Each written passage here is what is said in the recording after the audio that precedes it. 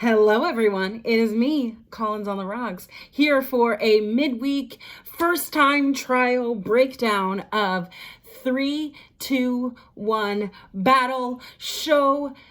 I'm trying to think of the actual date. Was it the 29th of November?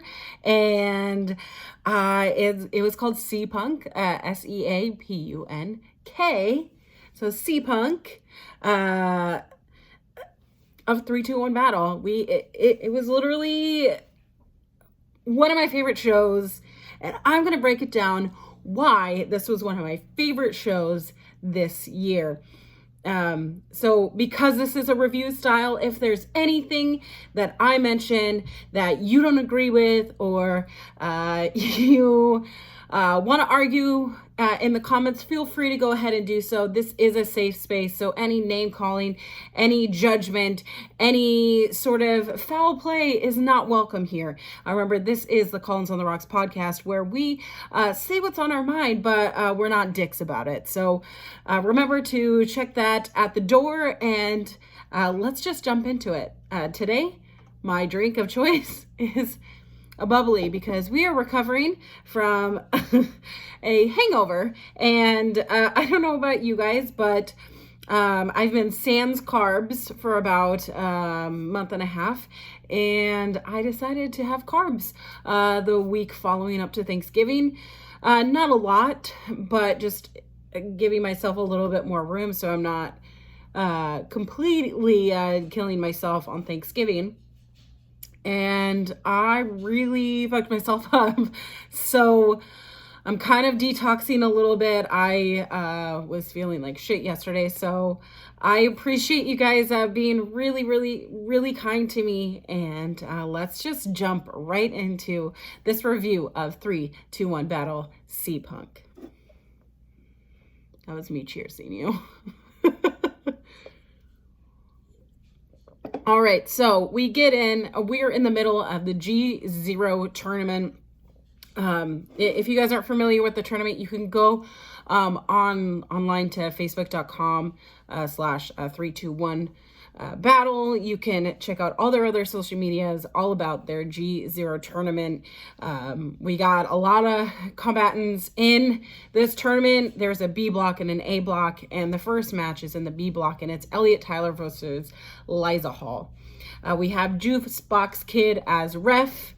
I did want to mention Cody, Ray, and Collins, myself, all our color commentators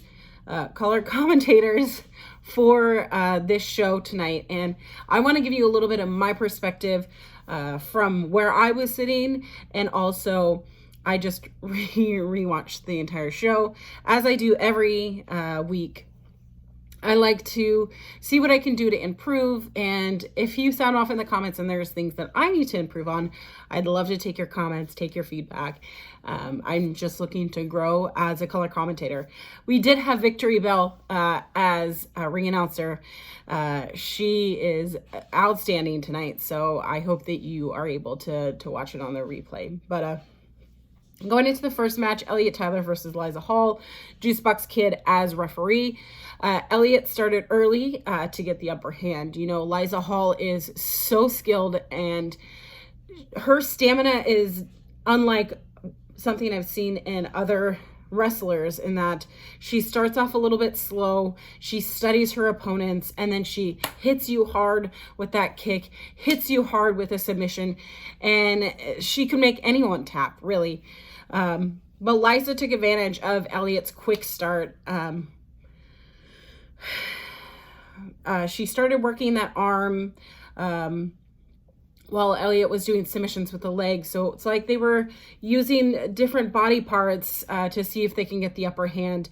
Elliott's quick responses were no match for Liiza's stomp on outside the ring, where she jumped and did a double stomp on Elliott's back. And that seemed to be a moment in the match where Elliott had to change the way he was wrestling. He had to change his mind on how he was going to approach taking over Liiza Hall. And Once they both got back in the ring, Liiza had Elliott in an arm submission, but Elliott countered. He started countering her submissions.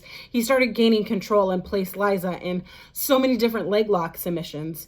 But Liiza, in one case, had to really reach out for that rope. She was stuck in a submission and was really trying to get that rope break. It took a while, but she got there. Elliott actually got Liiza outside the ring and did a suicide dive. And that was a huge moment where the crowd started believing that maybe Elliott was going to win, that he was going to get that submission on Liiza, because every move that Liiza did, Elliott was there to respond. But in the end, Liiza hit him from that top rope, got the upper hand, and put Elliott into a submission for a tap. Liiza picks up 2 points going in to the remainder of the G0 tournament. Yes, I have notes. If you think that makes me weak. Okay. So we have another G0, but this is for the A block. Brie Montoya is your ref. It is Steve West versus Allan Jepsen. Now, Steve West, this is his second time at the Battle Palace, presenting this new gimmick, this new air about him. He's got new music. He's got a new tactic, and it seems like he is wanting to change his ways. He's wanting to, be better in the ring and gain trust. And, Steve West took the mic and he asked if Jepsen would throw a little catch with him. The holidays are making him sentimental and missing that aspect of, father-son dynamic. But fuck Steve West, because it was a distraction. Surprise. Steve West snotted up his arm during the match. It reminded me of like when you put tar on a bat.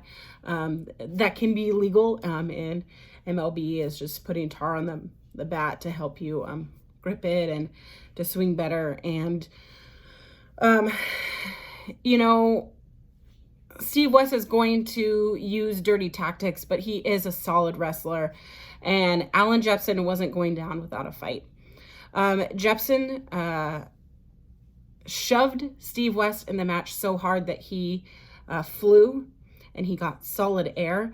And that was a moment during the match that I felt that Allan Jepsen needed to gain control. He needed to take back, because Steve West was just being dirty. He was,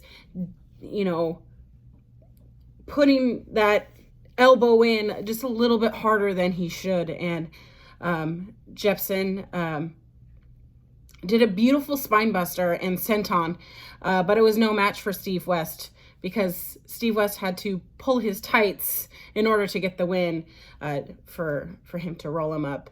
In the match, I really liked that there was a low blow with a solid steel cup, low blow done by Steve West on Allan Jepsen. And I really liked that touch in the match, but Steve West got 2 points. And I did see in the comments that someone called him the sensual snot something. So I really like the idea that Steve West is now in his sensual, more sexual side, maybe, and not sexual as in, anything more than, I guess, just being more in touch with his emotions. But it's really starting to look like the same Steve West. So Allan Jepsen is still at 0 points. So we'll see what happens for the remainder of the G0 tournament. Your next match is Steve Migs versus Cubby Soumis. Your referee is Jamie Smiles. There was a part in the beginning where Victory Bell and Steve Migs got some beef, and Victory Bell lost it a little bit, and Steve Migs, got heat over, and the crowd decided to respond with a "fuck Jeff Bezos" chant. That was amazing. This is why I fucking love 3-2-1. They have the most ridiculous things to say in the crowd, and I fucking love that chant. So continue to do that, battalions, okay? This is Cubby's second match back from injury. He had to drop that Seattle Underground belt a couple months ago, so it's great to see him back. But this really is a bear versus the bully kind of match, like very David and Goliath, where for everything that Steve Migs did, Cubby had to do 5 times harder in order to see if he could get the upper hand. Migs started with cheap shots and frustration. He obviously knew that Cubby was stronger and better, but Steve Migs, although verified on Twitter, really had to get his different tricks out of the bag and really do whatever it took to try to get over. Cubby did not lose stamina in this match. For every time that he was down, he got up that much harder. And I really missed seeing Cubby in the ring. Migs slammed Cubby into the solid steel fourth wall. If you aren't familiar with the Battle Palace, there is a wall that nobody talks about, and it's that fourth wall, you know? So that was a real turning point in the match that really shook up Cubby, and there were just suplex after suplex. Fuck Steve Migs chants literally are the best. Cubby goes for the cover, but it was a near fall. So it was just back and forth, but Cubby never lost sight. Cubby went for the roll up, 1, 2, 3, and the bear has woken up. That fourth wall didn't waver Cubby's focus. He wanted to put Steve Migs away. However, Steve Migs at the end had a bag. He got a bag of something. He hit Cubby in the face. And that bag is his own verified belt that nobody else could just give himself a championship. No, that's literally what Steve Migs did. He made his own belt to remind himself that he's a verified champion. I just want to get verified on Twitter so that I can say that I'm also verified. And it doesn't make you special. It doesn't make you original. You know? But we'll see. It doesn't seem like this fight is over.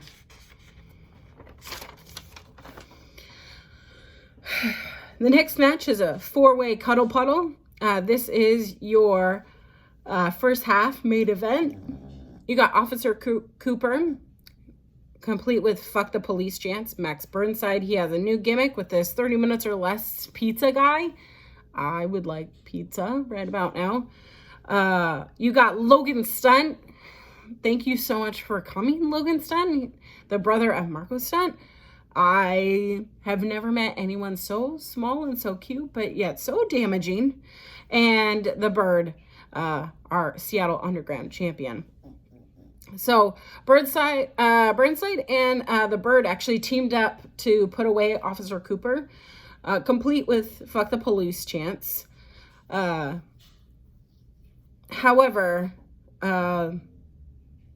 they tried to team up, and Officer Cooper responded with a double suplex. And so we just started this match with some suplexes.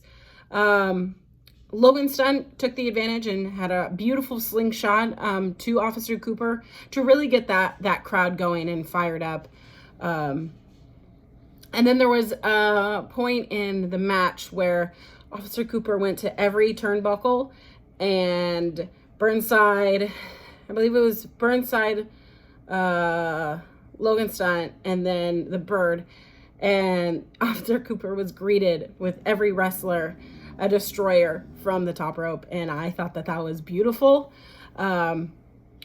Max and Logan did an excellent chain wrestling spot that led to an outside of the ring brawl, which If you can check that match out and just watch that part, I was thoroughly impressed. I honestly think that Max Burnside is one of the most unexpected delights that we get to see all the time at 3-2-1 battle. And Logan Stunt was an amazing addition to this match. But yeah, so everyone brawled outside. There's dives, all this stuff happening. And then Logan Stunt decided to grab a ladder and then leapt on the combatants surrounded by chairs. And that freaked me the fuck out from where I was standing, because Logan really looked like he hit himself in the back of the neck. And I thought it was over there. I thought that Officer Cooper was just going to take everything. But meanwhile, everyone went back in the ring. There was a giant suplex that happened from Officer Cooper where everyone just decided to die. Everyone was dead. But in the end, the Bird did pick up that win. It was a great first half main event. Again, go view it. Then we had our little short intermission. We started our second half with a "fuck you Andy's" chant, because Andy's decided to come out, Mr. Mid Conditioning. He says a lot of words, just reminding us that he beat Mr. Fitness, which is really rude because he beat Mr. Fitness on his birthday. And you know what? I don't think that's appropriate to beat someone on their birthday, but Mr. Fitness knew what he was going into. But while Andy's is trying to get the crowd to shut up and tell them his diabolical plan, Cole Crazy comes out, and at the Pajama Jam, December 27th, he will be in a no turnbuckle match.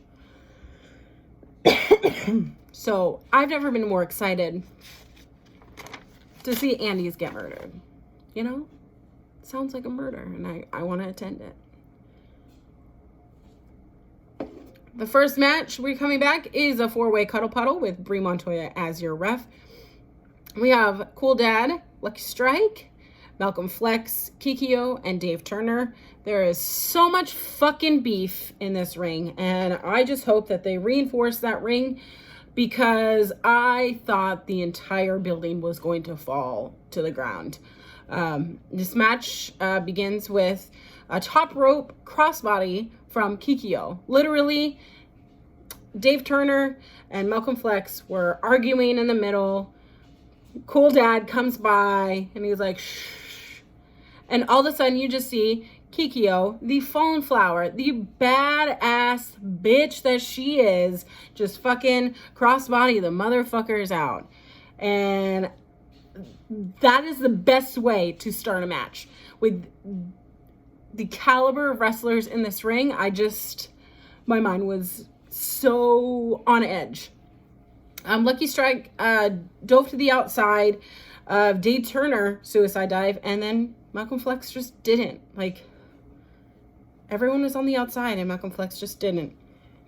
The chops in this match between Malcom Phlex and Dave Turner, you could feel in your chest and personally in my loins, because this is so much beef beating on each other, and this is just erotic to me, and I love it.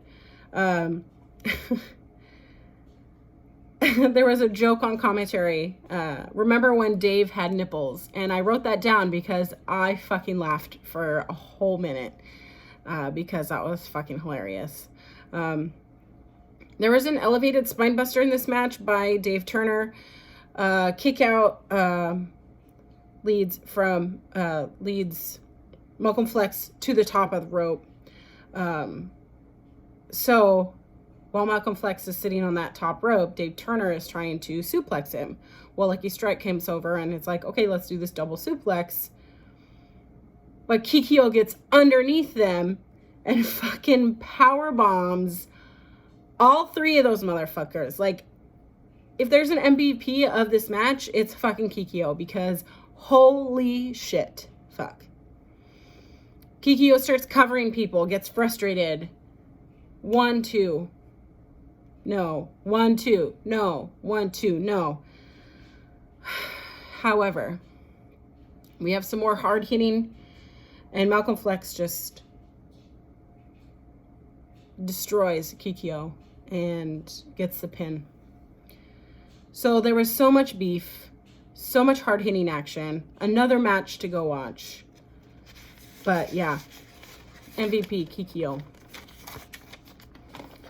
We have another B block in the G0 tournament, Juice Box. Kid is your referee. It's Travis Williams versus Sarian Soft Paws. I'm supposed to insert a Bieber joke, but it's too late to say sorry.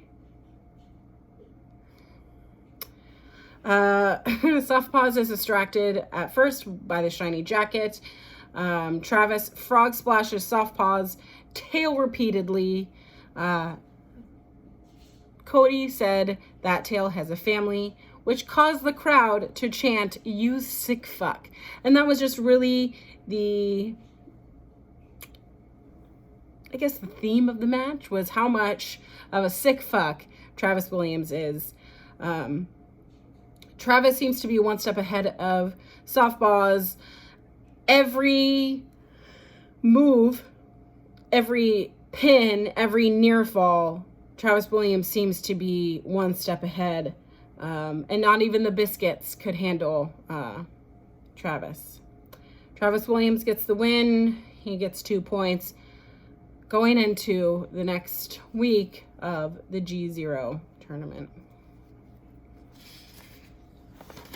I think Soft Paws took the jacket, so I think Golden Bieber is jacketless. That's fucking funny. I love myself. All right, so we have another G0. Let's see. Yeah, this one is rushed by Jamie Smiles. It's Bambi versus Pitfall Jones. Bambi was really in control most of the match, but Pitfall did do his homework. He knows what Bambi is going to do. Bambi caught Pitfall with that around thing where they're on the floor and she just goes around and around and around, but Pitfall countered it. They did share an intimate moment in the ring, but Pitfall countered what was supposed to be, kind of like a German suplex. The PhDoc was bending the rules a lot, and it's so hard to watch when Bambi is so over with the crowd, and everybody in that room wanted Bambi to win. Everyone except someone who sounded like Rook Kelly, the dynamic one. There was a joke on commentary about how Han Solo was the better Harrison Ford character, and the crowd ended up chanting Solo because the crowd prefers Han Solo over Indiana Jones, and it's just facts. Bambi took advantage of this misstep and won to almost near fall. It was a near fall. There was a spinebuster fail for Pitfall. He's getting frustrated. He's using dirty tactics on the ropes. Bambi goes for a fireman's carry for another near fall, and then Pitfall hits Bambi with the middle rope. It really rocked Bambi, and that seemed to be where Bambi started to lose her momentum. The crowd started cheering, "Let's go, Bambi." Bambi started to rally, but lost steam. And she grabs Pitfall from the top rope and slams him down. But the ref counted 1, 2. Pitfall shifts Bambi's shoulders down on the mat for 1, 2, 3. And Pitfall gets 2 more points in the G0 tournament. It's losses like that really surprise me and surprise the crowd, because Bambi is so over with the crowd. The crowd loves Bambi, but it's sneaky wins like that end up costing, you know, people points in this G0 tournament. So we'll see, you know, at the next 3-2-1 show what Pitfall is going to do. Now, we are ready for our main event. We have Eddie Van Glam versus EFFY. We have Girl Hebner as your referee. Diva Deviant is your special guest announcer, and she said something about natural gravy makers, and let me tell you, if you hear anything that Diva says and you suddenly aren't channeled back to that feeling when you're in sex ed class and you're just remembering, like, this is like anatomy, this is part of me, like, a vagina, you have a penis, some people have vaginas, some people have penises, and things happen, and moisture and butterflies, and whew,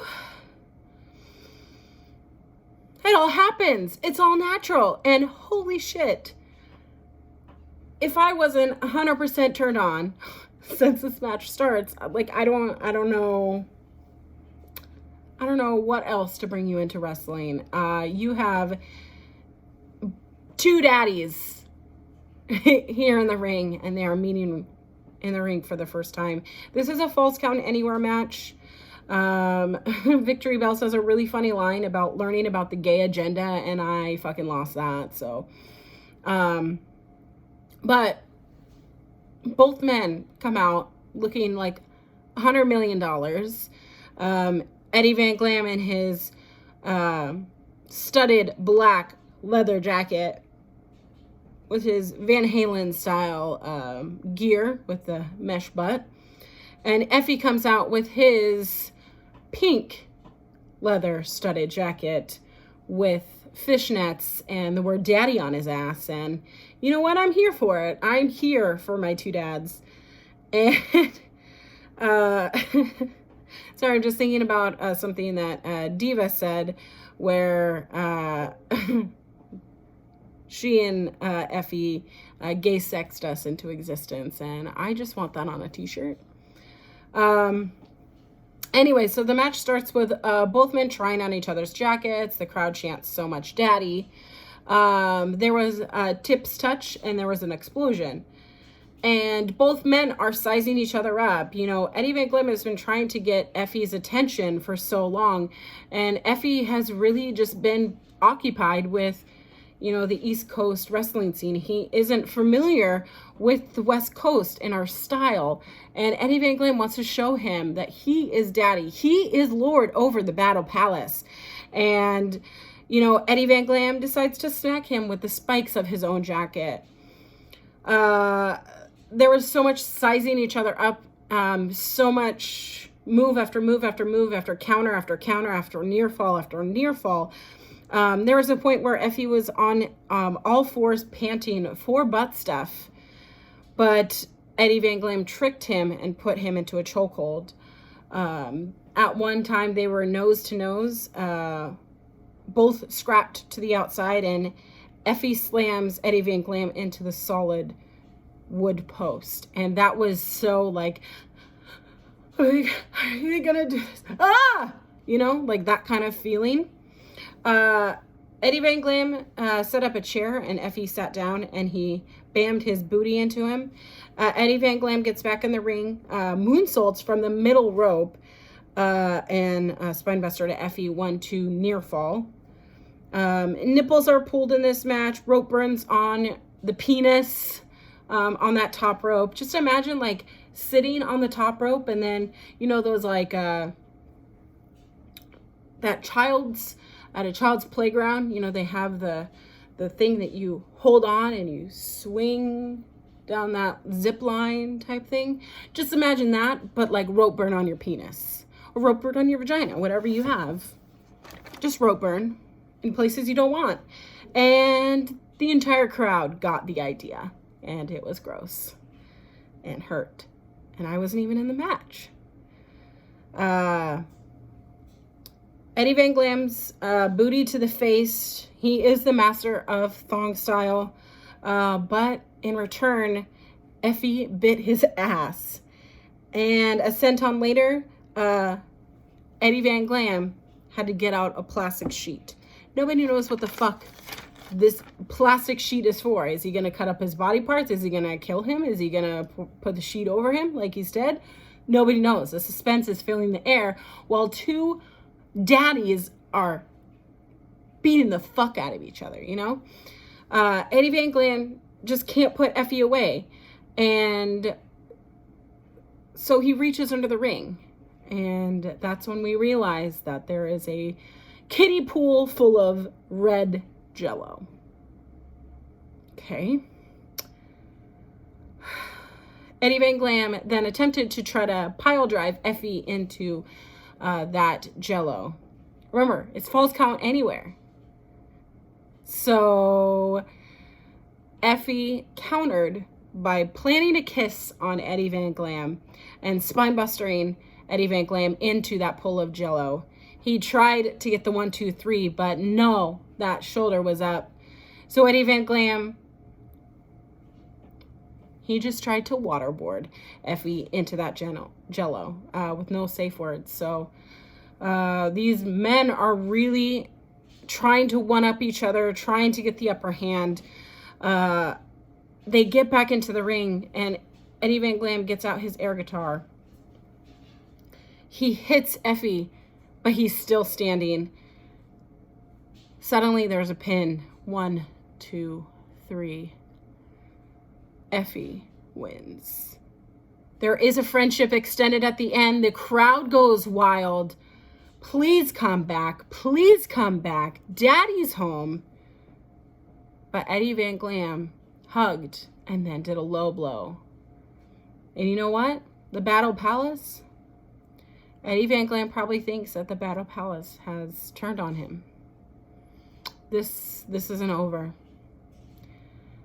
Meanwhile, there's red Jello all over Evolve Fitness, all over the Battle Palace. And guys, that's where we end. 3, 2, 1. It was a hell of a show. Please go do the rewatch. It only takes a couple hours. Shout out to all of my main squeezes over in that comment section. I will always wave, always send you kisses.